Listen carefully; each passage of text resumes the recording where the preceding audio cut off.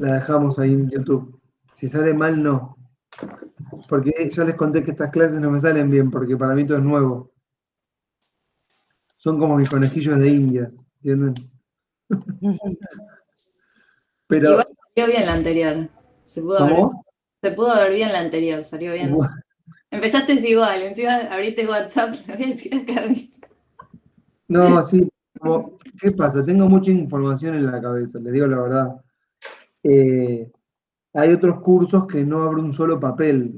Tengo 1000 papeles ahí al lado y no toco uno. ¿Por qué? Porque, repito, pero yo siempre me pongo, ya les contesto, me pongo como objetivo una clase nueva todos los cuatrimestres. Pero como esta materia nunca la di, el cuatrimestre anterior todas fueron clases nuevas, salvo las de Foucault, que medio que las puedo dar de memoria. Pero los elitistas no, ni siquiera yo lo vi en la facultad cuando cursé. Hannah Arendt lo vi, pero no lo trabajé mucho. Schmidt lo mismo, me dormía en las clases de Schmidt. Pero ahora lo fui entendiendo bastante mejor. Lo que pasa es que con los años y la experiencia vas entendiendo mejor los autores. Por eso yo me sorprendo cuando vos me decís que el texto este de que leí, este que les dejé de, ¿cómo se llama? Alejandra Castillo. Vos me decís, no, yo lo entendí re bien. Yo cuando lo empecé a leer, me costó. Bueno, tal vez no en el mal sentido, sino como que, eh, quiero decir eso, todos los autores lo que hacen en general, como los teóricos, que es como los filósofos, las teóricas, las filósofas, es un poco matar a los anteriores. La filosofía, hay un apartado de José Pablo Feynman que dice que la filosofía es como un asesino serial que va matando las ideas anteriores en serie, una tras otra, y cada uno nuevo que viene intenta barrer con todo lo anterior e imponer su nueva mirada. Y yo lo que sentí de la nota esa que vos leíste, Steffi, es que ella intenta barrer con todo. Y además la noté súper, a ver si coincidimos, la noté súper clásica en el sentido de la oposición capital-trabajo. Yo la vi del Sí, lado del socialismo. sí, sí, es verdad. No- y criticaba a algunos autores que yo me gusta criticar, pero criticaba a otros que a mí me encantan, que también los ponía en un lugar como, estos son un desastre. Por ejemplo, Galli es uno, y otro es Rosambalón, que los pone en un lugar totalmente, no secundario, pero los defenestra. Y a mí Sí. incluso esa parte me costó entender que los defenestraba. Perdón si estoy diciendo cosas muy complicadas. Porque como son autores que a mí me encantan, no podía pensar que alguien los critique. Eso me hizo pensar que yo también bajo mucha línea cuando doy la clase. Que yo soy consciente, pero con este texto soy más consciente todavía. De que tengo mucha simpatía por algunos y mucha enemistad con otros. Vieron que a Bobbio lo maté.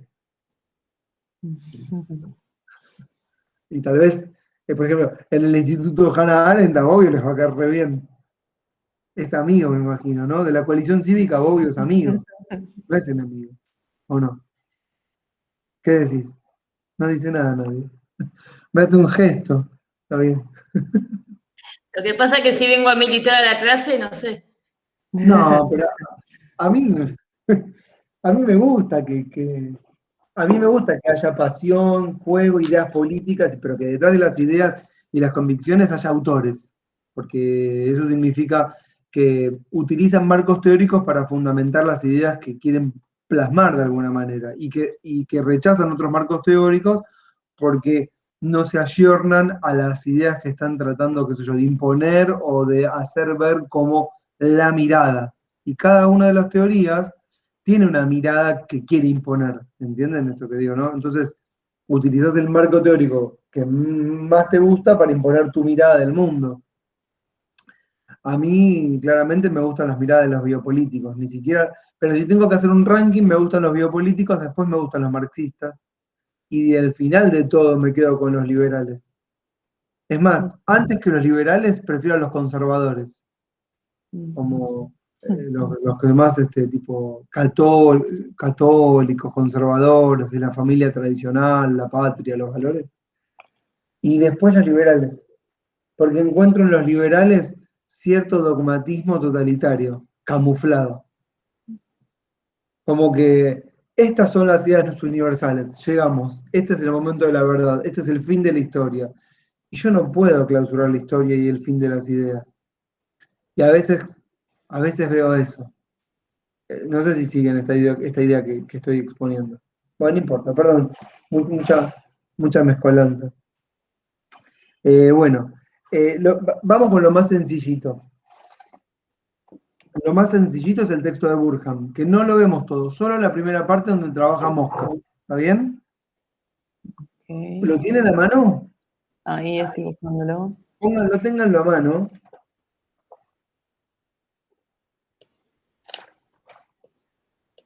Ténganlo a mano. Este es el más sencillo de todos. Y trabaja Burkham, 1943, en Estados Unidos, rescata, trae a los tres autores clásicos del elitismo, que son Mosca, Pareto y Michels. Ya lo estuvimos hablando, lo volvemos a mencionar, y él los trae como, ustedes saben que estos teóricos, digamos, tienen recepción si tienen eco en las aulas de las universidades más importantes, porque la ciencia también es un lugar de ejercicio de poder, bien biopolítico lo mío, pero es así.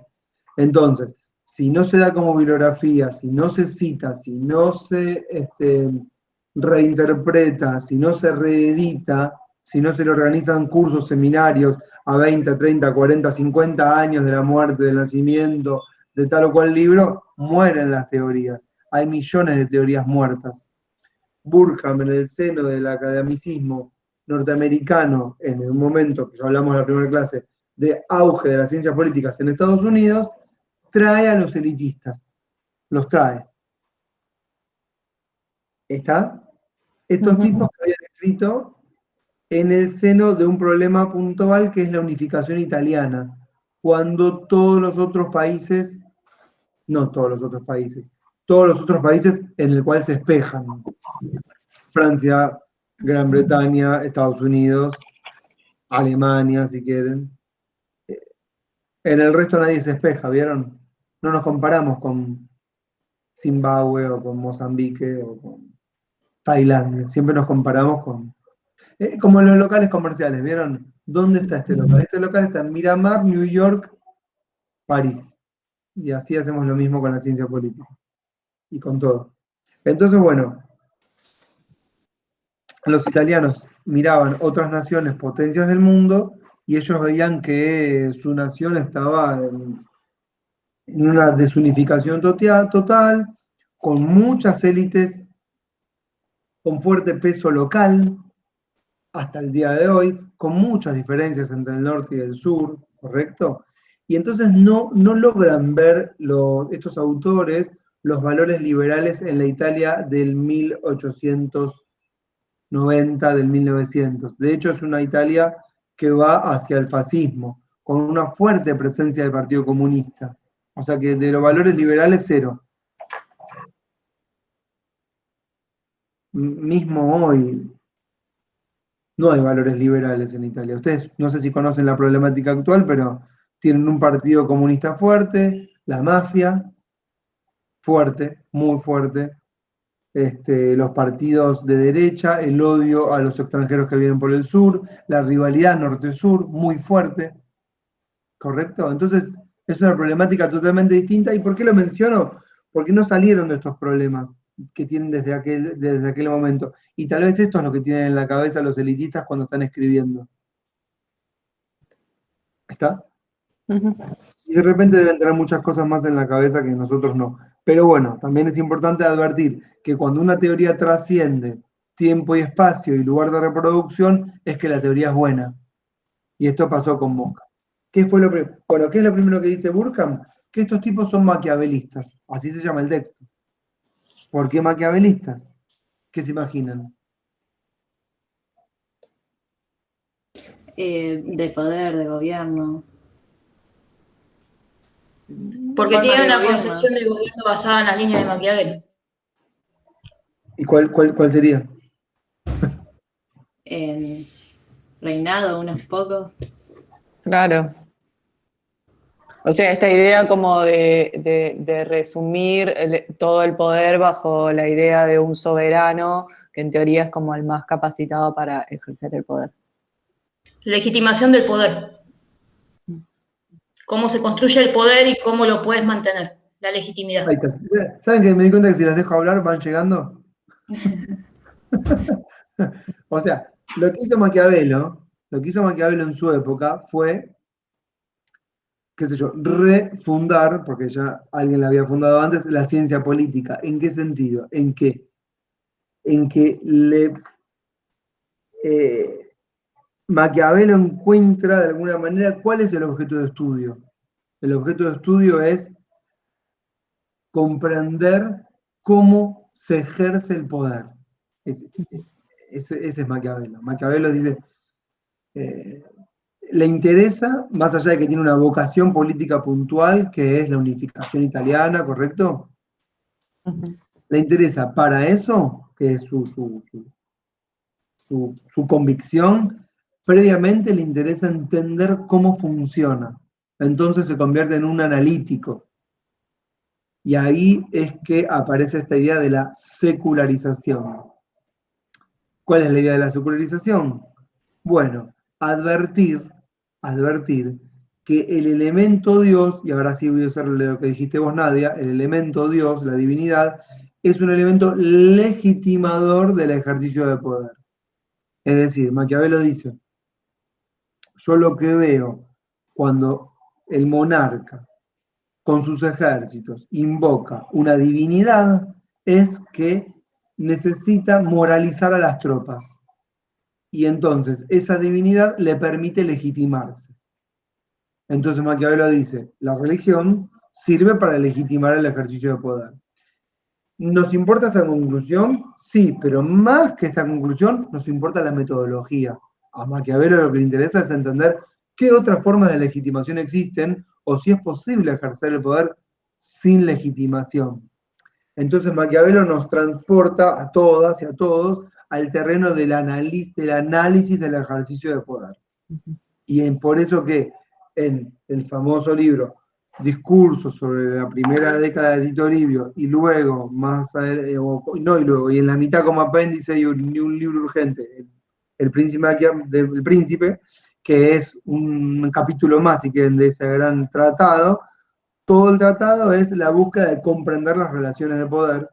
¿Y escuchen esto, y cuál es el mejor gobierno en términos de consejo a alguien que quiere ejercer el poder? Entonces hace una analítica de la sociedad, de las formas de dominación, de reunión, de asociación, digamos, históricas, ¿sí? Va a Roma, claramente, que es el lugar donde está, inaugura incluso hasta un método de investigación, que es el método histórico-empírico, es bastante antojadizo, después es criticado porque él utiliza lo que le sirve de Roma para justificar su teoría, no importa, pero innova con un método. Es parecido a Aristóteles en ese sentido, ¿cuál? El de la observación empírica. Y a partir de la observación, tratar de comprender y a partir de la comprensión elaborar una teoría. Pero es una teoría que en algún punto sería materialista, sería aristotélico-tomista. Esa sería puntualmente la ascendencia. Y entonces, estos tipos que son maquiavelistas para Durkheim es porque tienen el mismo espíritu que Maquiavelo. Les interesa comprender. ¿Está?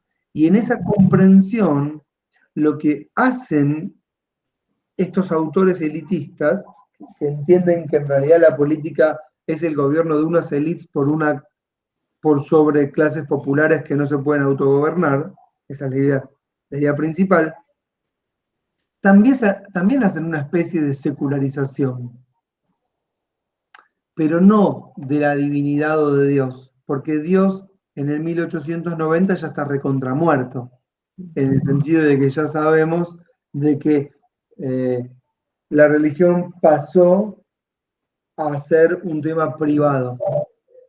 ¿Por qué privado? Porque los gobernantes ya no se legitiman con Dios, ¿correcto? Se legitiman con la ley. No es suficiente, pero es fundamental.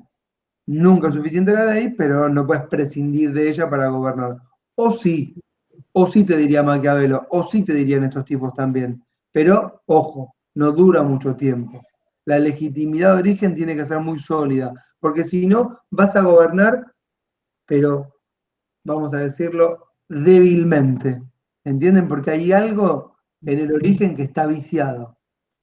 Es decir, si nosotros tuviésemos hoy un gobernante que ejerciera no sé, la presidencia o algún nombre que le pongan al primer cargo más importante vertical, pero que tuviese un vicio en la legitimidad de origen, siempre estaría cuestionado.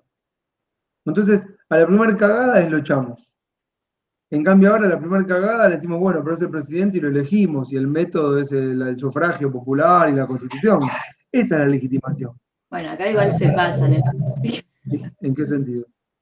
no sé, con todo el tema de Cristina, hay mucha gente como, mucha impunidad, ya tipo por demás. No, pero si querés explayarte y lo trabajamos, porque decir, ¿qué es con Cristina y la impunidad? No, bueno, pues Igual- el presidente está legitimado por el sistema republicano. ¿Cómo? El presidente está totalmente legitimado por el sistema republicano, lo votó el pueblo. Claro, o sea, está legitimado, las autoridades están legitimadas por la creencia que tenemos en las leyes que en teoría nos damos. Entonces, a partir de ahí hay una legitimidad de origen que es el sufragio y la constitución, y todo eso. Por supuesto, Camila, que todas las oposiciones juegan al límite. Se juega al límite. Y ahí cuando empezamos a decir, che, esto lo veo mal, porque si jugamos tanto al límite de no aceptar las reglas mínimas de convivencia, en el sentido de que el que gana dirige y el que pierde es oposición, si no aceptamos eso estamos en el horno. Bueno, esta es una clase de teoría, estamos para analizarlo. Después si quieren defender una u otra cosa me da lo mismo, pero está buena la analítica, ¿no? Y siempre se jugó al límite. Yo les diría que desde el 1983 en adelante, poco a poco, vamos jugando, vamos mejorando, mismo a pesar de todo lo que pasa. Yo encuentro, miren, a pesar de todo, una leve mejoría respecto del pasado. Porque nunca pasó que, por ejemplo, con todas las salvedades y distancias y los medios de comunicación y todo lo que pasa, nunca pasó que gobiernos de derecha le entreguen el poder a gobiernos populares o populistas y viceversa. Y eso pasó en las últimas 2 elecciones.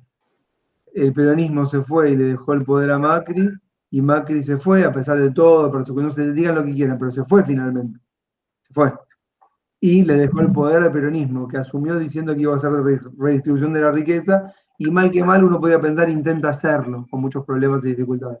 Porque Menem no lo hizo, traicionó, si quieren. En cambio el peronismo, que es la primera vez que asume el peronismo diciendo vamos a intentar que los más ricos paguen impuestos. De hecho intentaron hacerlo, o lo están haciendo.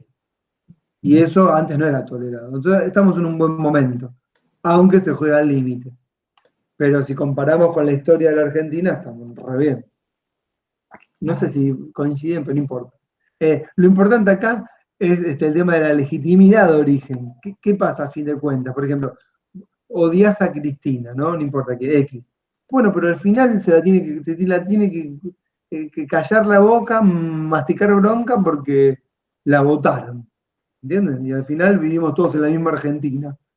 Y después cuando gana Macri, hay que masticar bronca al que no le gusta Macri. Y dice, bueno, lo votaron, qué sé yo, no sé, hizo mil tramoyas, hizo trampa, las señas del truco, vieron, hizo trampa, pero al final ganó y ganó las elecciones, la gente lo votó. No hubo fraude en la elección. Si ese mínimo elemento, la elección, está legitimado, bueno, puede gobernar. Vuelvo, ¿qué dicen los maquiavelistas? Bueno, hacen análisis del poder, como hacía Maquiavelo, y dicen, como Maquiavelo, o interpretan como Maquiavelo, más allá, escuchen, más allá de las formas de legitimación. Maquiavelo, ¿cuál es la virtud de él? que en el 1520, no sé en qué año estaba, no sé, no me acuerdo, pero más o menos esa fecha escribí, tiene la capacidad de separarse de Dios y decirle al monarca y a quien quiera leerlo que los mejores hombres sobre la tierra son aquellos capaces de crear un Dios, porque eso les va a dar legitimidad para siempre. Y entonces Maquiavelo tiene esa facultad de advertirlo y de decir, mirá que vas a necesitar una forma de legitimarte, porque con la fuerza no alcanza, ¿eh? Y vas a tener que gobernar bien. ¿Y qué es gobernar bien? Buscar las mejores alianzas. ¿Y alianzas con quién? Y bueno, en su época con la nobleza, con las fuerzas productivas, qué sé yo, no sé, con las fuerzas de la época. ¿Y de quiénes harían la secularización? Escuchen esto, ¿de quiénes harían la secularización los maquiavelistas, es decir, los autores elitistas ahora? ¿De qué estarían haciendo, o sea, dónde estarían poniendo el foco para decir, estos tipos están haciendo un análisis, si quieren, real de la política? ¿Entienden la pregunta? Es decir, ¿cómo los comparamos positivamente con Maquiavelo? ¿En qué se le parecen estos tipos? ¿Se entiende la pregunta, no? ¿O es muy difícil? No lo entendí. Ah, bueno, está bien, prefiero. Maquiavelo tuvo la capacidad de darse cuenta que Dios era un elemento de legitimación. Que no existe, básicamente es decir, che, no existe Dios. Esto lo inventó un tipo para tener poder, ¿entienden? Para ejercer el poder. Es que es como que yo les diga, miren, Jesús no resucitó a nadie, fue un truco. Moisés no convirtió una vara, un bastón en serpiente, la tenía la serpiente. Hizo un truco de magia, entonces no tenía superpoderes, no vio a Dios, no era una divinidad. Fue un truco que le permitió legitimarse. La gente le cree, pero acá hay un engaño. Y entonces, Maquiavelo entiende que hay formas de legitimación. Weber, mucho tiempo después, hace lo mismo que los maquiavelistas, porque ¿qué dice? ¿Cuáles son las formas legítimas de dominación? Y menciona algunas, el carisma, ¿se acuerdan? La forma racional legal, o la tradición como forma de legitimarse, decía, siempre fue así, entonces yo me legitimo porque siempre fue así. La herencia, la monarquía, la familia china, qué sé yo, no sé, todas las cosas que investiga Weber. ¿Qué hacen los elitistas, estos tipos? O sea, ¿dónde ponen el foco y de qué se separan que está haciendo la forma de legitimación? Bueno, lo voy a decir yo. En las capacidades. Claro. Ay, creo que tengo un delay. Pero No, bueno, dale. básicamente lo que dice él es que está dado por las capacidades que tienen como los funcionarios en términos de, como que las asocia a un buen conocimiento de cómo es el ejercicio del mercado, digamos. Entonces, los más capaces son los ingenieros, el gobierno de ingenieros, son los ingenieros, las personas que hablaba algo como de expertos o especialistas, no sé qué palabra utilizaba justo en el texto que leí, y que básicamente como que la fuerza de su legitimidad estaba ahí, como en ser los más preparados, digamos. Y en Sí, los sí. que mejor entienden cuál es la lógica de la democracia que responde a la lógica de la empresa, del mercado, digamos. Te lo ubico re bien. Mira, Estefanía, eso que estás diciendo vendría a ser una especie de forma de legitimación. Es decir, el gobierno de los mejores. Eso. Perfecto. Eso es algo que está muy en boga. Por ejemplo, yo cuando lo leí la nota, en algún momento me hice el apunte. El mejor gobierno, el mejor equipo de los últimos 50 años es una apelación directa a esa idea de expertise. No cualquiera puede estar en esta función. Entonces, yo ahora voy a afirmar algo para dar lugar a eso que dijiste vos. Lo que hacen los maquiavelistas en algún sentido, no tal vez tan lineal, pero que empiezan a hacerlo, es, escuchen, empiezan a separarse del derecho. ¿Qué significa separarse del derecho? Bueno, es el mismo acto revolucionario que hace Maquiavelo cuando seculariza la política de la religión o de Dios. Es decir, la fuente de la legitimidad no está en el derecho. No, no lo van a decir así, porque tal vez no sé, no llegaron ahí a ese grado de analítica, pero ellos van a poner el foco en cómo se ejerce el poder a pesar de las constituciones y las reglas preestablecidas. Entonces, ellos van a analizar el ejercicio de poder a pesar del derecho. ¿Y qué venía pasando hasta ese momento en su época? Bueno, lo que venía pasando, yo esto lo adelanto también como la clase de Foucault, así que acuérdenselo, esto que estamos viendo ahora, porque viene dentro de dentro de un mes. Miren cuánto tiempo que tenemos. Un mes más. Lo que gobernaba en la época post-revoluciones, es decir, la modernidad, es la idea de que vamos a vivir en una sociedad de derecho con reglas que todos nos damos, ¿sí? Y esa es la única fuente de legitimidad. La que para Weber sería la racionalidad, la racional legal. Weber en algún momento dice, no existe ningún gobierno hoy que no tenga legitimidad, amparo, resguardo en la ley. Y esa ley viene de esta idea de que es la ley que todos nos dimos. Entonces, eso es algo que va a existir siempre. Pero ahora, ¿qué pasaba con los filósofos que eran cientistas, que todavía no eran cientistas, perdón, pero que eran los intelectuales que pensaban la sociedad? Bueno, creían que lo que ocurría en términos prácticos y de gobierno era lo que se manifestaba en el derecho que había nacido.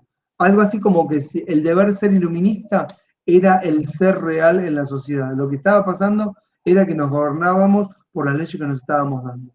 Y empezaron a poner al derecho en un lugar como de encanto, como si el derecho fuese, digamos, el elemento fundamental a través del cual la sociedad se organiza. Como si nosotros le hacemos caso a los gobernantes porque así lo establece la Constitución. Ciertamente, esto no ocurre así, pero durante un periodo muy importante, de hecho ahora sigue ocurriendo, endiosamos al derecho. ¿Qué significa? Bueno, tomar al derecho como el reemplazante de Dios. Ese fue el pasaje digamos, del periodo feudal al periodo iluminista. Cuando Kant, por ejemplo, dice, tenemos que hacernos cargo de nosotros mismos, ¿no? Y dejar de ser niños, y ese hacernos cargo significa darnos nuestras propias leyes. Con las constituciones a la cabeza. Ahora, 100 años después de estas reformas modernas que fundan la ley, los autores que acá llama él maquiavelistas o estos elitistas, empiezan a darse cuenta que el derecho no funciona porque no es así, que las sociedades no se organizan en base al derecho, que se organizan más allá de la Constitución, que hay otras formas de legitimar el ejercicio del poder, incluso más importantes, que el derecho siempre va a estar. Es como decir, el presidente tiene que ser católico si la sociedad es católica, y el presidente tiene que ser elegido por sufragio. Ok, pero con eso no alcanza. ¿Quiénes gobiernan? Y ahí empiezan a decir, bueno, yo lo que estoy viendo, dicen estos tipos, más allá de esa fórmula de la división de poderes, la separación de funciones, el no abuso por parte de las autoridades, la iniciativa privada, la libertad de circulación, la libertad de prensa, la libertad de culto, todos estos valores que tienen que ver con lo que llamamos la república, más allá de todo esto, yo lo que estoy viendo es que siempre hay gobernantes y gobernados. Siempre hay una clase minoritaria que va a gobernar y una clase popular que va a terminar eligiendo entre pocas opciones. Siempre. Y yo no veo que la democracia sea el gobierno de todos. No existe eso. Mientras más populosa sea una sociedad, menor o más pequeña será la clase dirigencial. Entonces, ¿qué están haciendo? Están haciendo un análisis, si quieren, entre comillas, no me gusta esta palabra, pero la voy a usar igual, un análisis real. Lo pongo a la palabra real, la odio esta palabra, no la uso nunca. Gaudio, pero como antónimo de lo prescriptivo. ¿Qué significa lo prescriptivo? La sociedad debe ser de esta forma. Bueno, está bien, yo sé que la sociedad debe ser de esta forma, pero no es de esa forma. ¿Cómo es? Bueno, es como yo lo estoy describiendo. ¿Y qué ven también los elitistas? Bueno, advierten de que existe una clase política. Porque hasta ese momento no había análisis de la clase política. Lo que había era una sociedad que se ordena según las leyes del mercado, ¿correcto? Y no había un análisis de las relaciones políticas, de los partidos políticos, de cómo tienen que ser los dirigentes, ¿sí? De quiénes tienen que ser los dirigentes, de qué aptitudes tienen, de cuáles son las formas mejores de gobernar. Todo eso no existía. Y un poco como que lo inauguran ellos. ¿Entienden todo esto a dónde voy? Entonces es como que están volviendo a darle el lugar a la política que la política había perdido en menosprecio. Porque vieron que al principio les dije, yo siento que un poco el liberalismo es dogmático y hasta algún punto totalitario porque niega la política. ¿Por qué la niega? Porque vieron que aparece siempre esta idea de que no, la política es mala, si entras en la política es porque querés tener, entre comillas, este verbo está mal usado, pero según lo dicen así, tener poder por el poder mismo, y que sos un ambicioso del poder, y en realidad la política es corrupta, ¿sí? Y lo mejor sería, bueno, que nos vayamos turnando según a quien le toque, pero dentro de un mismo universo de ideas compartidas que son las del mercado. Y estos tipos, igual que voy a ver también, vienen a revalorizar la política, pero revalorizarla a partir de que empiezan a analizarla. Entonces nos dan lugar al análisis.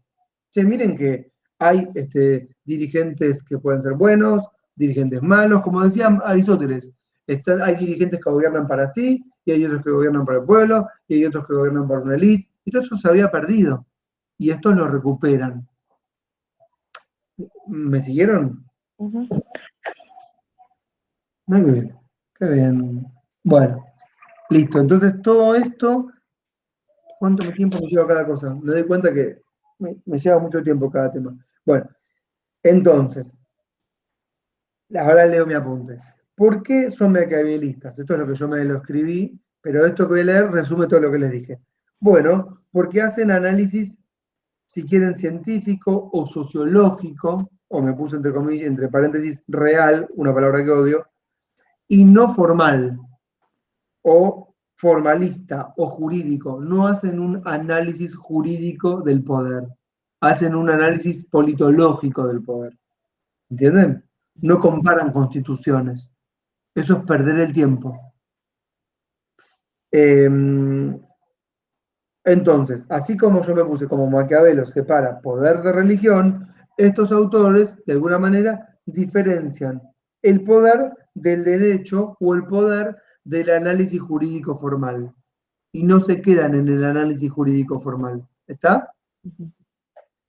Bueno, eso serían las primeras 3 páginas del texto de Burkham. Dicho esto, lo primero que empieza a hacer Burkham, empieza a analizar a Mosca, que es el único que vamos a analizar con él, que con uno es suficiente. Bueno, ¿qué dice Mosca? La tesis fundamental es que hay gobernantes y gobernados.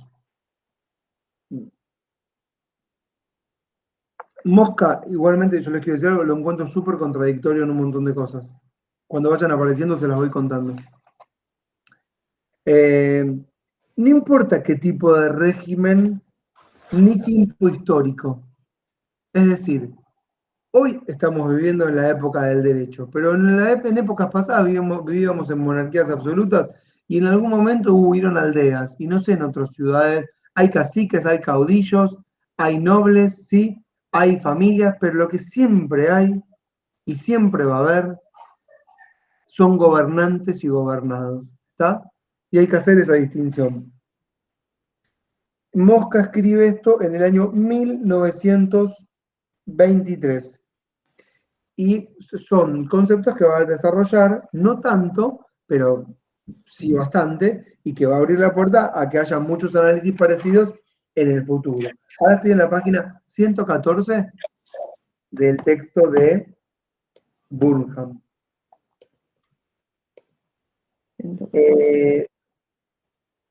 ¿Sí? Sí. Bueno, si van al segundo párrafo, Apoyándose en su teoría, eso. sí, Ok. muy bien. Sentí que tuve un dejo como Martín Guzmán. Si van al segundo párrafo, van a encontrar, así vieron que Guzmán habla lento y pausado, pero firme. Bueno, que hay, dice él, dos errores clásicos en el que todos incurrimos. El primero, dice el primero, leen ahí el primero, más abajo, Sí. 3, 4 líneas abajo. El primero, y sigue más abajo, es creer que la sociedad puede ser gobernada por un solo individuo. No sé si lo ubican ahí, lo pueden subrayar. Sí, está Es el subrayado. primer error, creer que la sociedad puede ser gobernada por uno solo. Eso no existe. Y eso está bueno, ya ven, como para tener como un primer elemento que eh, ustedes pueden decir, bueno, ¿y para qué me sirvió Mosca? Bueno, para esto, este elemento teórico de Mosca lo voy a guardar para mí para siempre, pueden decir, porque es una herramienta que me ayuda a pensar. No siempre es así, ¿correcto?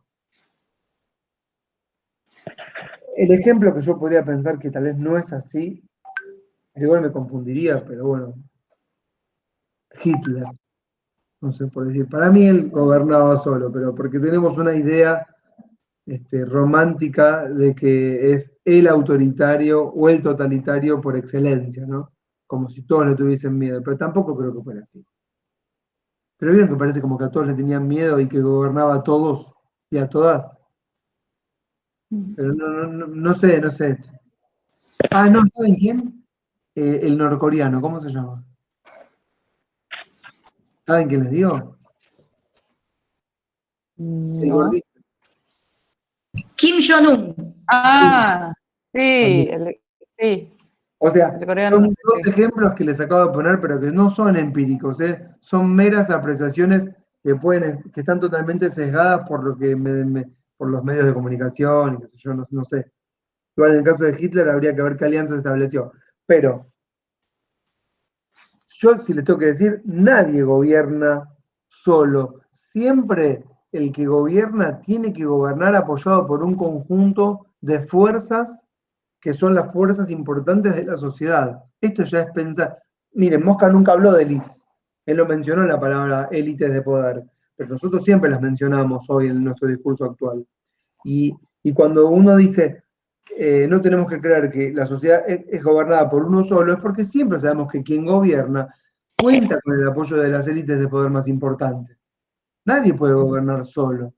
¿Entienden? Tienen que de alguna manera articular diferentes intereses, no de todos los sectores, pero de la mayor cantidad posible, que le permitan llevar adelante un gobierno X. Por ejemplo, cuando pensamos en el gobierno de Cristina, que termina cayendo, bueno, perdió en elecciones, aunque tuvo muchas adhesión popular, pero tal vez uno podría pensar, ¿y por qué terminó perdiendo si hizo tantas cosas buenas? Bueno, porque levantó muchos frentes de batalla, se peleó con muchas élites de poder muy poderosas. ¿Cuánto vas a aguantar? Y yo que soy más de ese palo, le diría a Alberto, che, pero dale, peleate con tal o cual, profundizá acá o allá.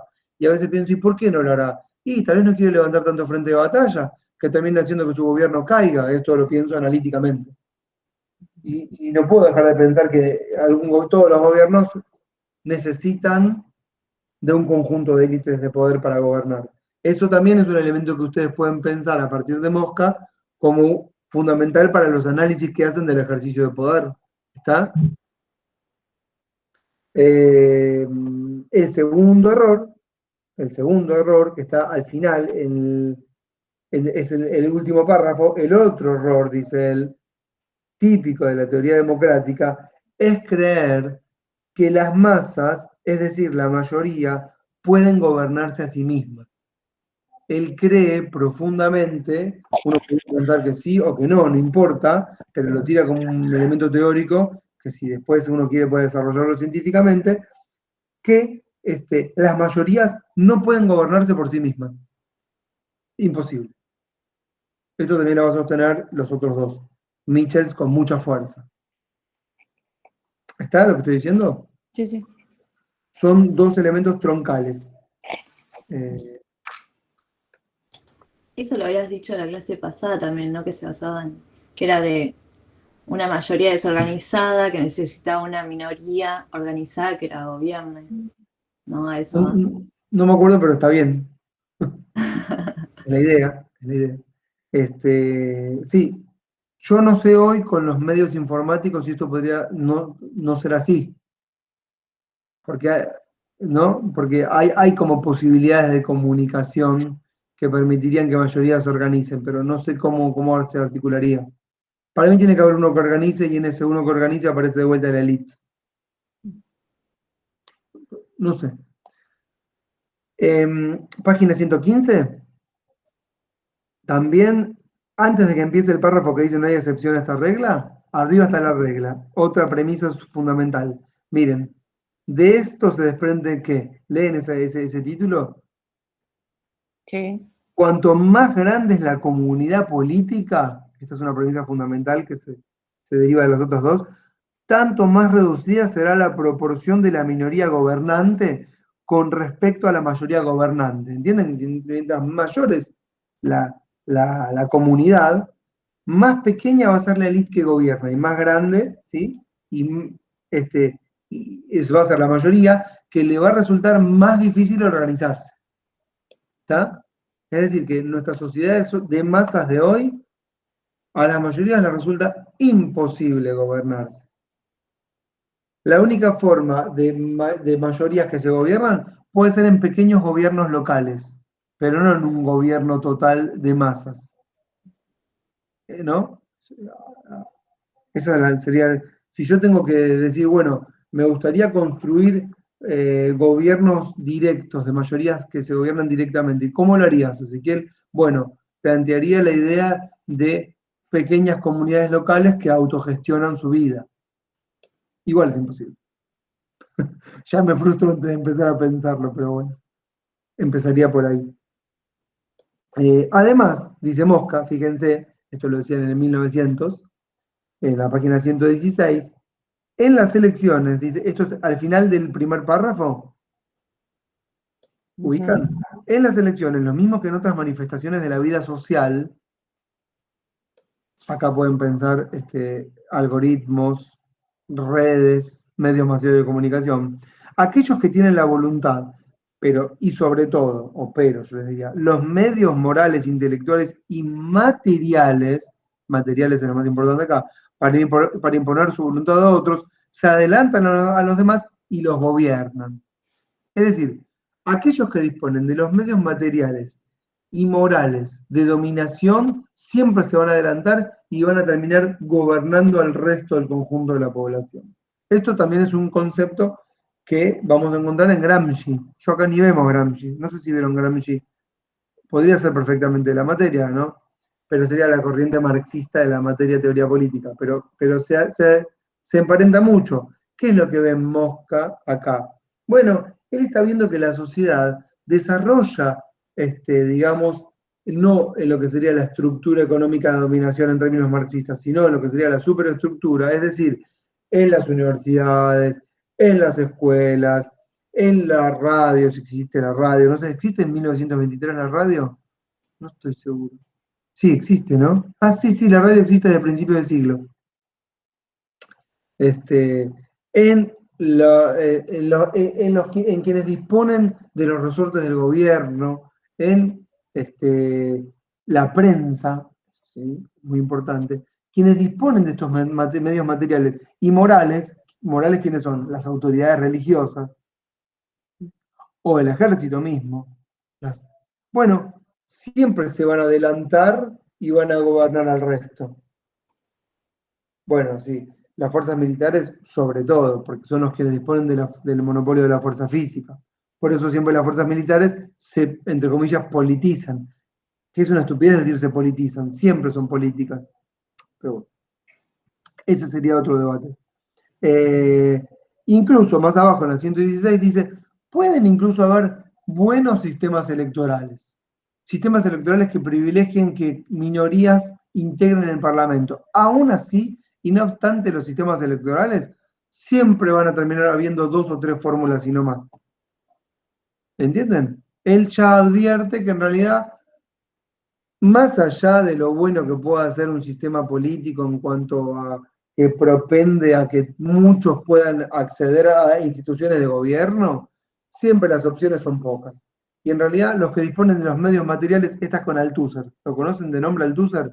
Los Sí. que disponen de los medios materiales y medios represivos de dominación o ideológicos de dominación, y son los que son los que van a gobernar. Y esto es así. ¿Está? Esto, fíjense cómo, esto va dando después la idea al neoelitismo. Élites de poder que se disputan los votos de un electorado, que elige como si fuesen términos de mercado, que es parecido a lo que leíste, Steffi.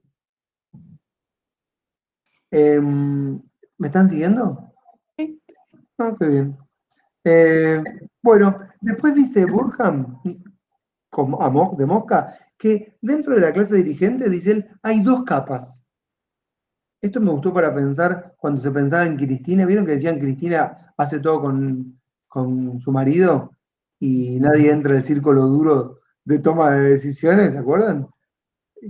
Bueno, entonces Mosca no la conoce a Cristina, pero dice, pero pueden pensar en el chino, porque en el norcoreano, ¿cómo se llama? Chung Jun Jun, no. Bueno, Kim Nadie Jong-un, sabe. Kim Jong-un, ahí está. Kim Jong-un, el chino de Xi Jinping. Exacto. Por ahí anda. Bueno, Mosca dice que siempre dentro de la clase dirigente hay dos capas. Una clase dirigente cupular, si quieren, que es muy cerradita, que es la que termina tomando todas las decisiones, y después un grupo mucho más numeroso de figuras secundarias que él las cataloga como, o las clasifica como una clase media política. Es decir, una clase dirigencial media, ¿sí? Que no sería la que toma todas las decisiones, pero que de esta clase media dirigencial, por supuesto, van a surgir después los altos cargos, ¿no es cierto? Como si en la política unos que en la cúpula mandan, una clase dirigencial aspiracional que va ascendiendo, y después la masa. Entonces, yo ahí pensaba, bueno, puede ser que en la burocracia o en las burocracias de las distintas ámbitos institucionales de gobierno, siempre hay una clase media dirigencial, es inevitable, ¿no? Existe, que es la que se disputa de alguna manera las primeras posiciones de los cargos más importantes. Cuando uno piensa, che, ¿quién puede ser candidato para las próximas elecciones? Y si nosotros como cientistas políticas que son, no hay muchas opciones, porque los candidatos no surgen de un día para el otro. Se van construyendo, van ascendiendo, van ejerciendo diferentes cargos. Es decir, de esa clase media dirigencial que va ascendiendo desde diferentes lugares, algún día llega a los puestos de poder, se van haciendo conocidos. Hoy yo les diría claramente, bueno, las opciones son los dos que se sientan a un lado y al otro de Alberto Fernández en la pandemia, ¿no es cierto? Kicillof y Rodríguez Larreta. Pero uno dice, ¿pero por qué? Y bueno, ya se presentaron a muchas elecciones, ya ejercieron cargos dirigenciales, tienen mucho conocimiento, y las élites de poder que están ahí detrás van a sostener ahí uno y a otro, van a financiar sus campañas, ¿correcto? Y no va a haber muchos candidatos más. Va a haber más, seguro que va a haber más. ¿Y quiénes son los próximos candidatos que van a ir acompañando ese elenco? Los que van a querer después, en el futuro, aspirar a esos mayores cargos.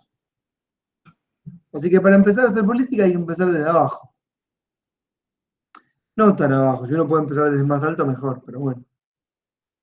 Así que, por ejemplo, cuando nadie me cuenta que está en un local, era de la coalición cívica, no me acuerdo si era de la coalición cívica. Yo lo veo con mucha simpatía, porque ahí pienso, bueno, yo veo la política como algo positivo y digo, buenísimo, porque es desde esos lugares donde uno empieza a, entre comillas, a construir su futuro si tiene convicciones y vocación y las quiere llevar adelante, ¿no es cierto?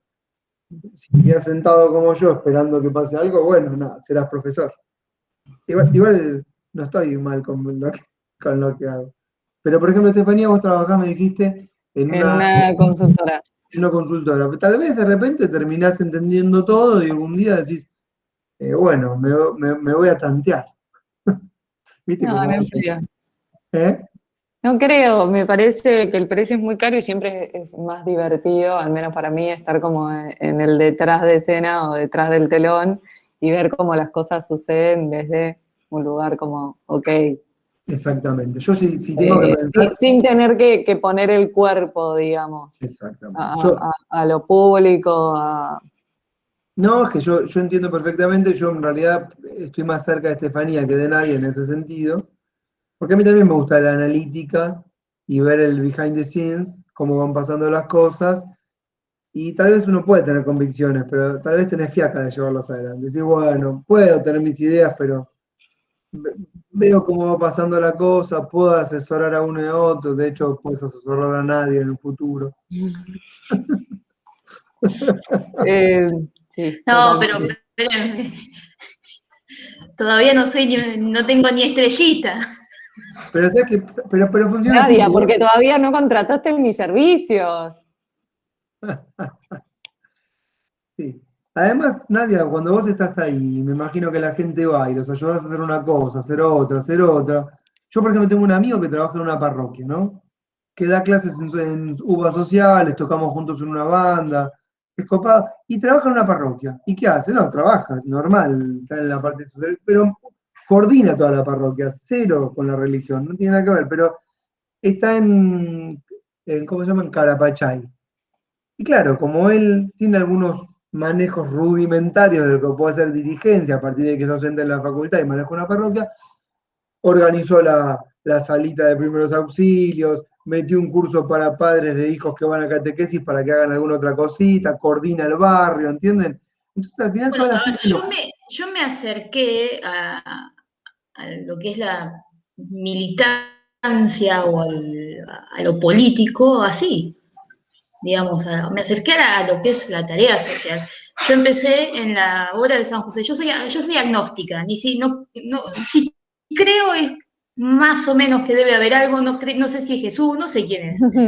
Creo más en el universo que en otra cosa. Y empecé ayudando a gente en situación de calle hace unos largos años, bastante largos años, y así empezó todo. O sea, cada uno empieza y le agarra por donde le agarra. Yo valoro mucho la militancia de la gente, porque no todos tenemos por qué pensar lo mismo, no No, todos. pero claro, bueno, a partir de eso que vos decís, es como que uno empieza a hacerse conocido, che, vos que haces esto, ¿por qué no haces tal cosa, tal otra? Empezás a organizar un grupo, organizar otro grupo, y en algún momento te encontrás en un momento dirigencial. Y entonces ahí es como que uno empieza a aspirar, a conocer el paño. Bueno, así es, digamos, lo que está haciendo Mosca acá es abrirnos a nosotros el universo del análisis de esta clase dirigencial, que existe. Y que bueno, como cientistas políticos, acá Nadia vos estarías como de los dos lados, porque esta clase es para analizar lo que estás haciendo cuando estás militando de alguna manera, ¿entendés? Porque bueno, esa es la carrera. Esta no es una carrera de dirigentes políticos con convicciones para cambiar el mundo. Esta es una carrera de analistas.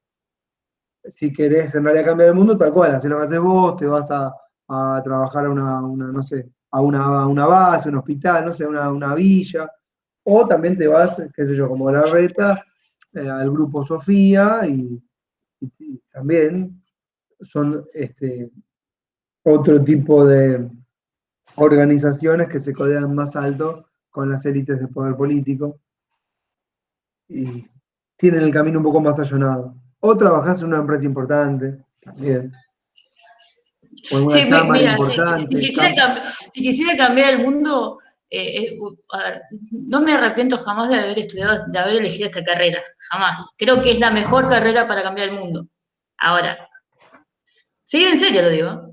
Eh, no, no te vas a llenar nunca de plata, jamás. Este,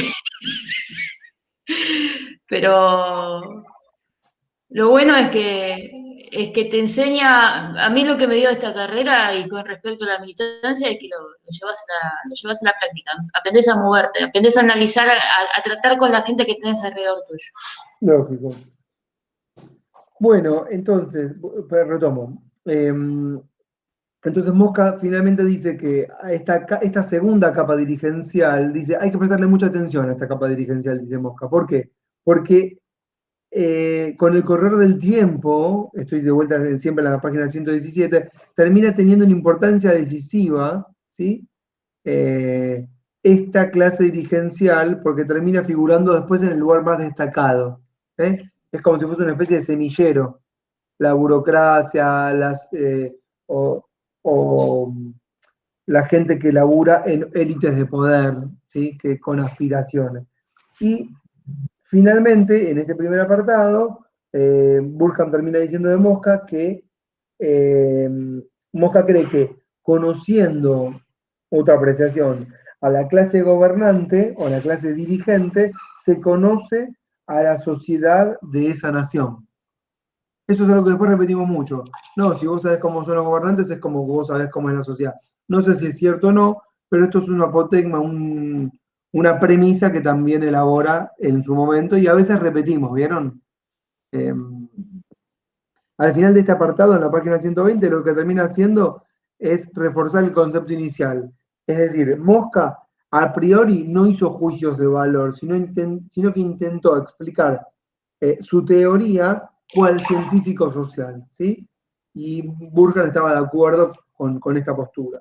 Bueno, después en la página 122, de lo que empieza a hablar Mosca, siempre a través de Burkhardt, es de los atributos de la clase gobernante. ¿Cómo tiene que ser una clase gobernante? Bueno, Mosca no cree en la evolución de Darwin, en el sentido de que una clase gobernante va a superar a otra y la otra va a desaparecer, pero sí cree en la preeminencia de una clase dirigencial por sobre otra. Y que lo que hay es una lucha por la preeminencia de una sobre otra para gobernar.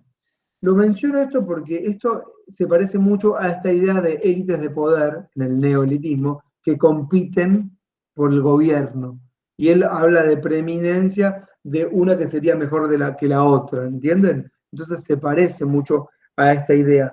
Y yo acá otra vez me volví a notar que tal vez esto no aplique para lo que serían los totalitarismos, porque los totalitarismos no buscan ser más preeminentes sobre otra clase dirigencial, sino que buscan eliminar a la oposición, a punto tal de que desaparezca.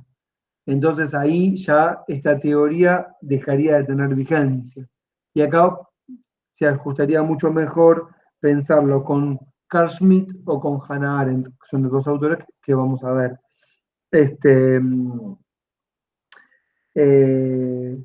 Y bueno, y después dice, ¿cómo se da esta preeminencia? Bueno, los que tienen más dinero, son los mismos de antes, ¿no? Los que controlan mejor los medios son instrumentos de dominación, morales, los mismos que mencionábamos antes, que hoy los conocemos mejor. Bueno, ahora, ¿qué atributos, escuchen esto, qué atributos son necesarios para imponerse como clase dirigente? Entonces Mosca va a decir que hay algunos atributos que son puntuales y característicos de cada sociedad, ¿no? Y él les da algunos ejemplos, pero hay 4 o 5 que son universales y que los menciona entre la página 23 y 124. Si buscan al final de la 123, dice, para ascender, cita directamente a Mosca, para ascender en la escala social aún en tiempos normales, ¿sí? Fuera de toda duda, el requisito fundamental es la facultad de poder trabajar intensamente, es decir, ser un laburador total. Es decir, ¿vieron cuando dicen que los presidentes arrancan o las presidentas y ya al año ya no dan más y están totalmente demacrados? Intensidad total. O sea, para ser clase dirigente es full, 24 sobre 24, 365. Esa idea de Macri de, bueno, ser presidente es un trabajo como cualquier otro y yo tengo derecho a tomarme vacaciones, no, eso no existe. De hecho, él lo reconocía después cuando decía, bueno, pero cuando estoy de vacaciones, yo tengo reuniones, decía, y tengo que hablar con uno, con otro. Y por supuesto, si soy presidente a cargo de un país, no hay descanso, son 4 años seguidos, sin parar, y bueno, donde encontrarás como Alberto Fernández un momento para tocar la guitarra, pero no más que eso. ¿Qué más hay que tener abajo? Ambición. Hay que tener mucha ambición. Si vos no tenés ambiciones, no podés ser una clase dirigente que gobierne un país. ¿Ven? Yo ahí es como que pienso, bueno, yo no tengo ningún tipo de ambición. ¿Ves? Ahí me parezco a vos, Estefanía. No sé si tenés o no, pero yo digo, no, Javi, déjame, no. Yo estoy bien así. Me quiero ir a sentar en mi sillón que acá lo veo a leer. No tengo ganas de ocuparme. Y después en la página 134 menciona 3, 4 más. Miren. Para gobernar a los hombres más útiles que el sentido de la justicia, hay que tener perspicacia, ¿sí?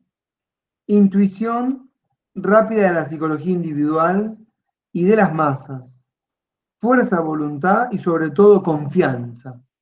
Lo vuelvo a repetir porque son elementos fundamentales, ¿eh? Miren, hay que tener perspicacia, es decir, hay que ser astuto, piola, negociador, entrador, ¿entienden? Hay que tener intuición rápida de la psicología individual y de las masas, es decir, captar a la clase media dirigencial aspiracional que te quiere, trepadora, captar, digamos, en las élites quién te está diciendo una cosa, quién otra, quién te engaña, quién no, ¿entienden? Por eso a eso se refiere con la psicología individual. Pero también la psicología de las masas, saber persuadir, convencer, como dicen algunos, enamorar. ¿Vieron cuando uno, escuchame una cosa, vos todo bien con que sabés todo, pero tenés que enamorar en algún momento. No sirve con saber todo y ser un intelectual que sabe cómo funciona la maquinaria, como decía Alberto Fernández, como yo sé tocar la botonera, porque en algún momento hay otro tipo de apelaciones, ¿entienden? Es decir, conquistar los corazones, convencer a una sociedad que puede sentirse a la deriva. Por ejemplo, en este momento, que es un momento muy de desasosiego, ¿no es cierto? En donde uno está esperando un líder fuerte porque la gente no sabe qué corno hacer, porque no sabemos cuánto va a durar, y no sabemos de lo que va a pasar, entonces uno está esperando una voz de mando. ¿Siguen, no? Esta idea. Fuerza de voluntad, que esto también es fundamental porque a veces uno se rinde. Y el dirigente no se puede rendir y decir, che, ¿sabes qué? Me cansé, que siga otro. No existe. Y por último, entonces sobre todo, confianza. Confianza sobre todo, ¿saben en qué? En uno mismo. Esto lo decía Max Weber en El político y el científico. El político, decía Max Weber, es el que dice ante cualquier o ante todas las adversidades, es el que dice pero se puede. El que se levanta a pesar de todo y dice, no, yo voy con mi idea, está bien, y el que quiere me sigue. Y vos pensás, pero este es un loco. Sí, pero lo están siguiendo. Jesús. Me siguen esta idea, ¿no? Y todas estas, a ver, son dos cosas importantes a rescatar. Una, si quieren estos valores, que están buenos, qué sé yo, pueden tomarlos, no. Pero la segunda es cómo Mosca, a través del análisis, hace de alguna manera una radiografía de lo que es un dirigente político. Él te dice, miren, siempre hay una clase gobernante. ¿Y cómo es? Es así. Entonces nos hace a los cientistas políticos y a las cientistas políticas pensarlo. ¿Entienden estas categorías de análisis? Yo cuando digo, me gustaría que analicen un texto a través de Mosca, es pensarlo de esta forma. Bueno, después habla de la gobernabilidad, un concepto también muy novedoso. ¿Qué es la gobernabilidad? La gobernabilidad, página 126, es la capacidad, esto tiene vigencia total, es la capacidad, segundo párrafo, por la mitad, pero igual no lo estoy leyendo tal cual, es la capacidad de mantener acá, bajo el dominio, la clase dirigente, a todas las fuerzas principales activas de la sociedad. Eso sería lo que leí tal cual. O sea, un gobernante es capaz de mantener bajo su dominio a las principales fuerzas activas de la sociedad. Es decir, ¿quiénes son las fuerzas? Esto es muy importante en realidad. Esto tienen que tenerlo en cuenta siempre cuando quieren hacer análisis del ejercicio de poder. No pueden prescindir de esta analítica. Por ejemplo, Para gobernar, ¿qué necesitas? Entonces de ahí, si ustedes son asesoras, dicen, bueno, ¿qué necesitas? Imagen positiva, diría Estefanía. Sí, por supuesto, la medimos, todo, pipipi, papá. Tener todos los atributos que mencionamos antes, por supuesto, pero además, tener mayoría en las cámaras, esto sería ya para la Argentina, ¿eh? Para cada sociedad una cosa, tener alineados a la mayoría de los gobernadores y las gobernadoras, contar con medios de comunicación aliados, contar con altas capas del Poder Judicial que te voten a favor, contar con las cámaras más importantes de dominio, por ejemplo, la UIA, la Asociación Argentina de Empresas, los medios masivos de comunicación, la ADEPA, ADEVA, la Cámara de la Construcción, la CGT, y si no es la CGT, alguna variante, vertiente, ¿entienden? Vos lo que no podés hacer, como hizo, por ejemplo, Cristina, es pelearte con todos. Hasta como ya no se peleó. No es que me guste o no me guste, pero decís, bueno, ya está, juntaste a Moyano con Macri. Y ¿entienden? No podés. O sea, es un error estratégico garrafal. Lo logró. Entonces, bueno, ¿se entendió esta idea? Vos tenés que controlar, dominar, gobernar, aliarte con las fuerzas activas. La apelación a las masas es importante, pero las fuerzas activas más. Si Dios es muy importante, la autoridad eclesiástica. No puedes estar peleado como hizo Perón, que se peleó con la iglesia y de ahí vino el golpe del 55. No se olviden que en el 54 hubo una quema de iglesias. Pudrió todo, la pudrió. Ya había otros problemas, pero bueno. Bueno. Después habla de las revoluciones y después ¿saben de qué habla? De la legitimidad. ¿Vieron que hablamos al principio de la legitimidad? Formas de legitimación. Y él dice, para que haya legitimidad, tiene que haber, escuchen esto, una fórmula política, página 128, escuchen, que se relaciona directamente con los mitos, escuchen, con los mitos generales compartidos por cierto número de naciones. Es decir, tiene que haber, digamos, de alguna manera, una legitimidad que se corresponda con los mitos fundadores. Por ejemplo, en este momento el derecho. Pero, por ejemplo, en la época feudal, las naciones creían en Dios y todas eran representantes de Dios y eran amigas de la iglesia, por decir. Entonces el monarca era un representante de Dios, enviado de Dios, amigo del Papa que es representante de Dios. Entonces vos estás ahí inmerso. ¿Entienden? Bueno, ahora, si la lógica es ser republicano barra democrático, vos tenés que ser republicano democrático. Es el mito fundamental, fundador. Ese es el primero que hablamos. Pero esa legitimidad va de la mano con una segunda legitimidad, ¿sí?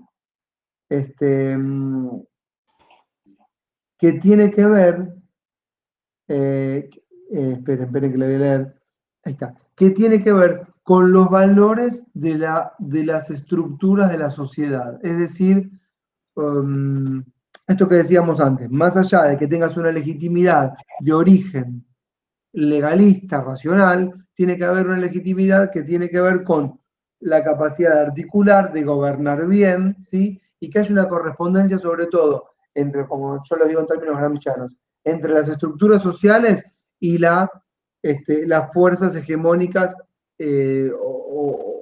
o la élite dirigencial. Como que quienes son los que gobiernan los medios de dominación económica son los mismos que gobiernan las instituciones. Si no hay una correspondencia entre la clase dirigencial y los medios de dominación, se pudre todo. ¿Entiendes? Gramsci decía, si los trabajadores van a gobernar en la estructura, no va a haber una correspondencia con la superestructura. ¿Siguen esta idea? Tiene que haber una correspondencia. O son los mismos o están aliados. En el caso de Macri, los dos del mismo lado del mostrador. Eran las sociedades en las que gobernaban, los CEOs. El mejor gobierno de los últimos 50 años. Bueno, si quieren corto acá. ¿Por qué? Porque si no, no voy a darle lugar al texto que leyó Steffi. porque me queda media hora. Y si media hora no lo resumo todo. Me falta hablar, ya está, se lo dejo a ustedes, de las tendencias. Igual es un garrón. Las tendencias autoritarias, autocráticas o liberales de la clase dirigencial.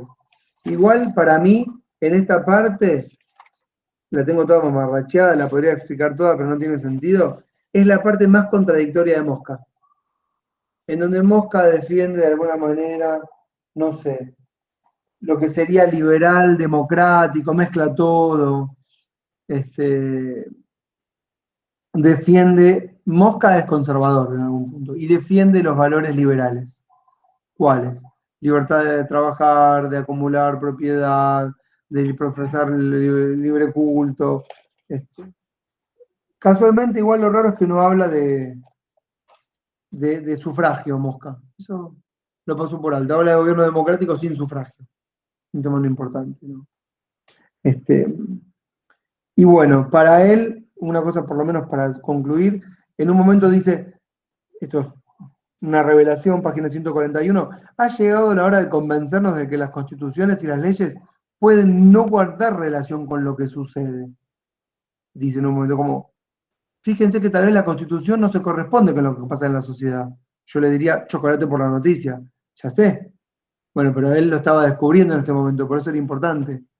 Esto es cuando yo les decía que hace secularización de la política respecto del derecho. Pero por otro lado dice, las sociedades más civilizadas son las que alcanzaron un más alto grado de desarrollo en cuanto a los valores liberales.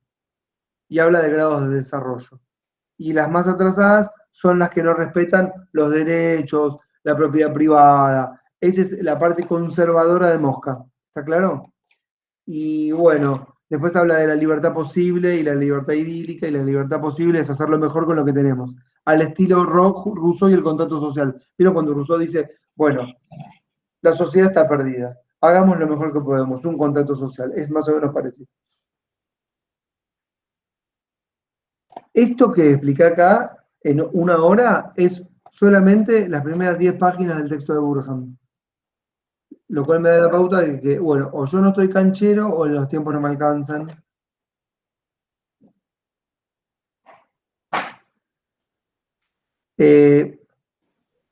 Después, si vamos un segundito al texto, al primer texto de Teorías de la Élites y Elitismo y pasamos todas las primeras páginas en donde habla de Mosca, Pareto y Michels, de Mosca la primera página, la clase pasada no lo supe explicar, pero todo lo que no expliqué la clase pasada de la primera página, página 17 de este que se llama Teoría de las Élites, todo lo que no expliqué de acá, la vez pasada que lo hice mal, lo expliqué recién, así que está todo comprimido. Fue todo lo que estuve explicando. Fórmula, defensa jurídica, fórmula política, clase de política, todo eso es lo que estuvimos hablando recién. Este texto es muy resumido, pero habla de los elitistas clásicos que son estos, ¿correcto? Mosca, Pareto, Michels. Mosca ya hablamos mucho. Después Pareto, que era más bien sociólogo, y Michels, que desarrolla su tesis principal, que es la ley de hierro de la oligarquía. Se las menciono como para que sepan. Que es esta idea de que nunca, repito, la última vez, o siempre que haya un grupo, siempre va a haber una clase que se va a despegar de la masa, que va a decir representarla y que va a terminar no representándola. Eso dice Michels. Y lo dice con mucho pesimismo, Michels. ¿Por qué? Porque Michels lo analiza no para las democracias gubernamentales de países, sino que lo analiza para los partidos políticos. Puntualmente, él analiza la socialdemocracia alemana. Y bueno, él advierte que es un partido que es totalmente vertical y que la democracia es una fachada. Y para que un partido funcione bien, tiene que ser vertical, dirigencial. Y eso en el Estado es exactamente igual. Para que un Estado funcione bien, para que esté aceitado, tiene que funcionar de manera vertical, como un ejército. La democracia, ellos lo dicen con pesimismo y otros lo dicen, los neolitistas lo dicen con orgullo, es mínima. ¿Para qué es la democracia? Para elegir a la élite dirigencial, nada más. pero después el gobierno es vertical. No esperemos que haya democracia al interior de las organizaciones. No es ni siquiera saludable. Esto hasta Mosca también lo dice. Dice, todo bien con la democracia, es saludable, pero la verdad que para que funcione bien, tiene que ser autocrático. Si no, no funciona. ¿Está claro? Y yo no sé si a ustedes les pasó en algún tipo de organización, pero si ustedes van a una reunión de consejo de administración, van a advertir que puede durar hasta las 4 de la mañana y nadie se pone de acuerdo. Entonces, en algún momento es como que hay que tener gestión. Yo obro así, me sale bien. Bueno.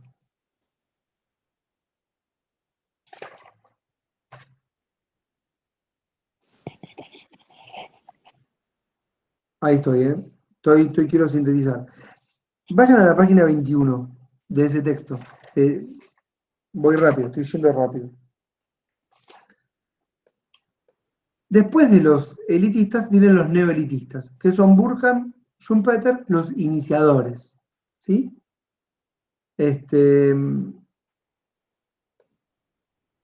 Los neoelitistas son, de alguna manera, antes de Burkhardt y Schumpeter, o genérico, los que no quieren más analizar a la política desde lo jurídico. Ya lo hablamos al principio. Burkhardt trae a los elitistas clásicos. ¿Pero qué hace Schumpeter? Schumpeter, que es economista, ¿sí? En 1942 va a tener la virtud o el mérito de ofrecer, página, 22, leo, un modelo de sistema político entendido en sentido amplio. Estoy en el segundo párrafo de la página 22, donde dice, según Macpherson. Macpherson es un marxista. ¿Es mérito de Schumpeter haber ofrecido de manera cumplida, si bien breve, un modelo de sistema político entendido en un sentido amplio, ¿sí? Capaz de interpretar y actualizar, escuchen, capaz de interpretar y actualizar la teoría liberal democrática para la segunda mitad de nuestro siglo? Es decir, ¿qué hizo Schumpeter? Actualizó la teoría jurista del siglo XVIII, de la esquema de división de poderes que no servía para nada. ¿Y cómo la actualiza? Bueno, asociando la sociedad política al mercado, que esto es lo que leíste, Steffi, y diciendo, bueno, los políticos ofrecen sus propuestas cual productos en el mercado, y los votantes son consumidores que van a elegir la mejor opción. Este es el modelo de Schumpeter sintetizado en una línea, ¿correcto? Pero ¿qué nos permite? Nos permite tomarlo como modelo para hacer el análisis de cualquier sociedad a la cual nos querramos referir. Y esto es una variante que se aleja de Mosca, pero que conserva en algún punto el origen. ¿Cuál? Que hay una clase dirigencial y que hay gente que las elige, que es la masa que no se puede organizar. Y en eso comparten. Pero en lo que se separan es en esta idea de asociar mercado a Estado. No se olviden que Schumpeter es economista, pero es un economista muy hábil, porque tuvo esta capacidad de generar un marco teórico propio. Por cierto, muy bueno. Yo lo aborrezco, pero la verdad que tiene una capacidad tremenda, ¿no? Porque es muy innovador en plantear esto en 1942. No se olviden, estamos en el medio de la Segunda Guerra Mundial, en el medio de los fascismos, y el tipo te tira esta. ¿Qué vio? Uno se preguntaría, ¿qué estaba viendo cuando dijo esto? No sé dónde vivía, en Los Ángeles, tal vez, no sé. O sea, quiero decir, en alguna sociedad de consumo, en donde la guerra no está pasando. La guerra significa cámaras de gas, ¿correcto? Exterminios en masa, fosas comunes, totalitarismos por doquier, y el tipo te dice que la sociedad es un mercado con gente que elige entre las mejores opciones, todo muy idílico. Me hace acordar, ¿saben a quién? Me fui a la mierda, pero no importa. A Zurú Girán cuando se va a Brasil, y acá era la dictadura y era todo oscuro, y ellos hacen todo un disco alegre, ¿vieron? Se van a Copacabana, a Río, ¿Pero qué les explicó a estos tipos? Se ve que estaban más adelantados. Lo mismo Schumpeter. Eso es un intelectual. No, ¿quién es un adelantado? Esta definición no me viene a la cabeza. Pero el que ve más allá, ¿no? El que se adelanta a su generación. ¿Saben quién era así? Se lo voy a decir a los chicos de mañana en otra materia. Montesquieu. Perdón, me fui también a la mierda. Pero Montesquieu era un precursor que generó un puente, me acuerdo, así se los explico. Un puente conceptual entre los del pasado y los que venían. Bueno, no importa. Me fui a la mierda, perdónenme. Bueno, sigo. Lo que Max Persson le atribuye a la idea de Schumpeter se llama modelo de equilibrio pluralístico. Ese es el modelo de Schumpeter, un modelo de equilibrio pluralístico. ¿Por qué modelo de equilibrio pluralístico? ¿Por qué? Porque hay élites, ¿sí? Que en una sociedad plural, es decir, élites que tienen diferentes formas de pensar, por eso plural, ¿sí? Que se mantienen en un equilibrio respecto de que se van turnando en el ejercicio del poder. Por eso es un equilibrio pluralístico. Y esto configura esencialmente el funcionamiento de un sistema democrático como una constante dialéctica competitiva de grupos dirigentes, élites, que se autoproponen, Mosca diría se imponen, eso lo vimos recién cuando dijimos que tienen preeminencia unas sobre otras, por eso se imponen, pero acá se autoproponen al cuerpo electoral, que es la masa, que no se sabe gobernar, que les confiere el poder según las reglas de procedimiento que a su vez hacen efectiva y constante la posibilidad de los gobernados de organizar las elecciones de los gobernantes. O sea, ¿entienden que Mosca crea este modelo, Schumpeter crea este modelo? Que lo vamos a poner entonces como el neoelitismo. A partir de acá se desarrolla toda esta teoría neoelitista. ¿Cuál es la capacidad de esta teoría neoelitista? Bueno, de clausurar para siempre al pueblo. Ahí me acerqué, Estefanía, a tu texto. Porque el autor al principio de todo dice, los neoelitistas, no dice, pero más o menos, porque ya la ves enojada, dice, los neoelitistas lo que hacen con su definición de democracia elitista o neoelitista es sacar al pueblo de cualquier tipo de analítica. No hay pueblo acá. Es una democracia sin pueblo. Esto no es concebible, dice la autora del próximo texto enojada. Y ella dice, no es así. Bueno, esto es lo que hacen los neoelitistas. Esto es lo que estuvimos viendo que hacen los Bobbio. Los Bobbio, me refiero a Bobbio y los amigos, ¿no? Yo escucho periodistas todo el tiempo a la mañana que hablan de los Novaresios, los Tenenbaum, como idealizando un tipo de periodismo. Entonces yo ahora digo los Bobbio, idealizando algún tipo de teórico.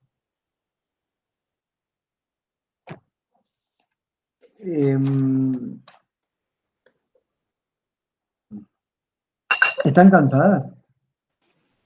¿Sí? ¿Qué hago? ¿Sí o No, no? sigamos. Yo estoy cansada porque arranqué muy temprano, pero sí. No, porque son 11 menos 20. ¿Yo saben por qué no estoy cansado? Yo soy el que habla. Pero bueno, no la puedo dar solo. Quédense ahí. Después de los últimos 20 minutos. Es que son todas importantes las cosas que les tengo para decir. ¿Qué quieren que haga? Miren. Perdón, voy a decir dos, tres, ya está. Ya termino. Bueno, ¿cuáles son entonces en la página? Vayan a la página 24 de este texto que estamos, ¿no? Estoy salteando partes, perdón, abajo de todo. ¿Cuáles son los valores, pongo yo el título, ¿cuáles son los valores introducidos por el elitismo? Bueno, abajo, antes del que empiece el punto 5, dice, Thomas Bottomore dijo, uno de los valores, los teóricos de las élites han contribuido notablemente a la elaboración de nuevas definiciones de democracia, es decir, resignifican la democracia. Y otro elemento fundamental, abajo, otro mérito de las ideas con frecuencia provocadas por el elitismo, es la adquisición universal de una concepción, escuchen ahora, más realista y por lo tanto verdadera del régimen político democrático, es decir, una concepción que se aleja del formalismo jurídico. Esas son dos grandes virtudes o elementos fundamentales que introduce el elitismo a la ciencia política. ¿Está claro? En un momento en que la ciencia política naufragaba en el deber ser. Si van a la página 25, lo que menciona rápidamente son los 4 puntos de cómo llegamos hasta acá. Yo tiro los 4 títulos que están desarrollados en la página 25. Lo primero que pasó, 1900, esto lo voy a retomar igual la clase que viene, o 1850, es el fracaso de la democracia liberal y del parlamentarismo. De esto voy a hablar mucho, no se preocupen. Lo tiro como título. A partir de que fracasa, y que viene, y después llega el fin de la guerra, aparecen las síntesis de Schumpeter y de Burkhardt. A partir de ahí, aparece entonces el neoelitismo. ¿Qué es el neoelitismo? Bueno, el campo abierto que Burkhardt y Schumpeter le hablen a las nuevas generaciones de los Bobbio. Y ahí aparecen un montón de autores. Sartori, Bobbio, acá menciona un montón más. Laswell, Meisel, Bottomore, Kaplan, un montón de autores de los neoelitistas. Listo. En la página 25, 27 no lo leo, pero pónganselo, apúntenselo. Las conclusiones de Schumpeter son muy buenas, están resumidas. Aparte, ¿ustedes vieron a Schumpeter en alguna materia? Sí, pero muy poquito. Bueno, vuelvan a leerlas en la página 27, están citadas, dice 1, 2 y 3. Son sencillitas.